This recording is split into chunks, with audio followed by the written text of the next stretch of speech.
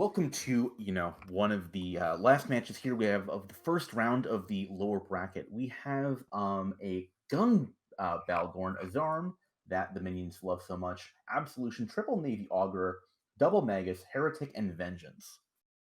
Meanwhile, the Ancients have brought their flag Barghest, Twin Nighthawk, Bassi, Double Nosprey, Kitsune, Double Jackdaw, Skybreaker. And I know I don't like Zarms, okay? I get it, but this actually is a good comp for the Zarm. A lot of high EXP ships. They've got the Norgs to back it up. The Zarm could do really well here against this, what looks to be a full missile comp. Yeah, of note, the Nighthawks are those are heavy assault missiles. The Barghest will be running rapid heavies. Already, we're seeing that the Kitsune is taking appreciable damage at range. No one likes ECM. Yeah, no one likes ECM. You don't Oh, want he's to not have, moving. Hold on. Oh wait, Kitsune is no. AFK. He's at zero So is the meters a Jackdaw. second. I hope he hasn't disconnected. But I mean, he's definitely no longer in this match either way. Neither is the Jackdaw moving. I have to wonder what's going on. Jackdaw woke Meanwhile, up, he's good. Zardes Gothic is going to be the initial primary for these Nighthawks and Barghest. Yep, Navy Org's not a bad call, unfortunately. The problem's going to be they need to kill that before the Zarm can spool up. But luckily for them, of course, they are heavy. They are hand fit. There is no real issues with reloading, so they can pile on this guy, and then when it's too late, they can switch to another target and try and get this Zarm confused. Okay, so they've just now started to land webs on top of that Navy Augur. We're seeing that Osprey Navy Issues, interestingly, are going to be the ship tackling that, just maybe trying to split things up a bit. Meanwhile, Iska in the Nighthawk will be the initial primary, but I mean, not a lot of webs so far. We are seeing that the Balgorn is, using those long range webs to kind of control the Nighthawk of Iska and Hisalu. Just keep them at range, force them to not be able to get into rage range, and do maximum damage with those hams. And one thing we didn't mention, of course, is that the Balgorn is actually a gun bow rather than a full newt bow. And to be honest, I kind of agree with that here. As I've said before with newts and nosses, you need to bring an overwhelming amount of it to really make like big ships suffer. So this Balgorn is firing his lasers, having good time. He looks like he's actually stopped neuting. He's been jammed off, I believe, by these Hornet ECs because Hornet ECs are absolutely cancer. Yeah, imagine the situational irony. You kill a Kitsune that isn't even moving, but what jams you is, a Five couple Hornet flights of ECs. Hornets of all things.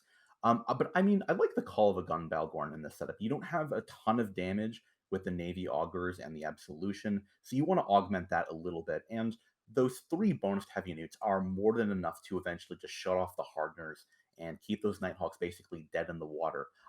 However, Sindri is taking a good amount of damage, and that um, doesn't appear to even necessarily be from missiles as of yet. Sindri's kind of kiting out of range of what could be anything other than rapid light missiles, but taking a good amount of damage, and we're not seeing like the light armor bots that are on top of him are just getting popped one by one. Yeah, there's a Skybreaker focusing down. Meanwhile, the Bass is actually being neutered out and being shot, I believe, by the Balgorn, who's managed to get close to it. So that Basilisk is going to be effectively out of it. They could probably stop shooting it, just focus on one of these like Nospreys or something, because this Basilisk's not going to be able to do anything now. Yeah, I'm just kind of mentally counting the charges. The Basilisk and with Scimitar, we see a lot of them. They'll bring these ancillary shield boosters, and that's why we see chunks of their shield go up and down. But the Basilisk, He's we out. counted, he's used all 9, and he's going to drop now.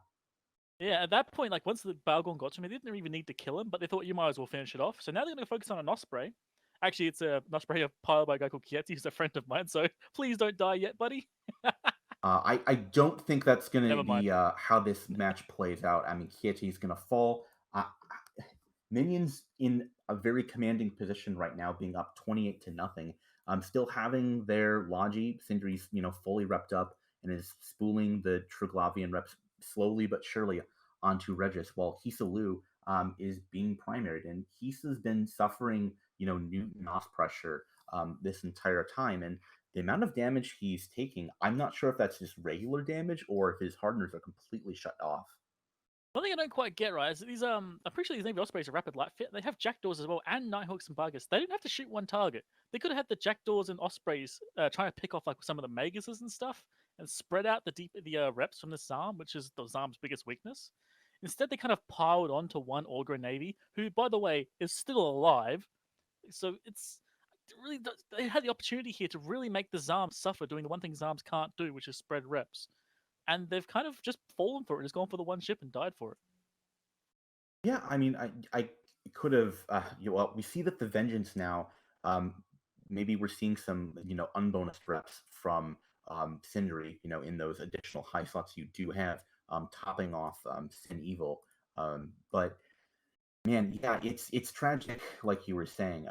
Issachar, having completely been, guidance disrupted and neutered, is now just absolutely getting destroyed by these Amarian lasers. And I mean, it's just kind of a um, story where minions have been using their, control bar to great effect, maxing that out for a good portion of the match. Not quite just yet because we're having to switch targets, but I mean, just dominating with control and just systematically Oh, picking apart ancients. they are now going for the flag Bargus. You can see everyone, even the Balgorn, is streaming in for that juicy flag bar kill. I was like watching the whole team suddenly all take a left turn and head straight for it. I'm actually curious about. I wonder how many times the Bargus or the Balgorn have been jammed out by Horn ECs in this match, because both of them had at least 2 flats on them. So I'm wondering how many times they got jammed with those little annoying things. Oh, he's gonna be in Hull in a moment. Yeah, I Yep. mean, you hate to see it if you're, the ancients losing your flag battle, but for us and all the viewers on Twitch, you always want to see those juicy, juicy kill mails. How expensive did they really roll and go, in on this? Meanwhile, the Jackdaws and the Skybreaker have been, full webbed down and basically just being held, being pounded by these Navy augurs who are trying to finish the rest of the core off. Yep. The Bargus is the last sliver of Hull. And this team's honestly just been picked apart. And there he goes. That is going to be a very, very expensive kill mail. And they're going to pick up the last few ships once they're done. But yeah, Yeah, like we this match kind of fell apart from the start. The Kitsune not moving, that honestly could have switched this matchup quite a lot. But I really do feel like they kind of couldn't do much. When you're clip base versus Norg and Azam, you're going to have some trouble. Yeah, I mean, like you were alluding to, you can do some sneaky things with forcing the Zarm to spool up on a target and, taking out a Vengeance, maybe taking out um, a Heretic and working through the core. But, I mean, when you don't have a Kitsune for those jams, it hurts a lot. I'm sure the desk will have plenty to say, but for Wingnut and myself, I'll send it back to the studio.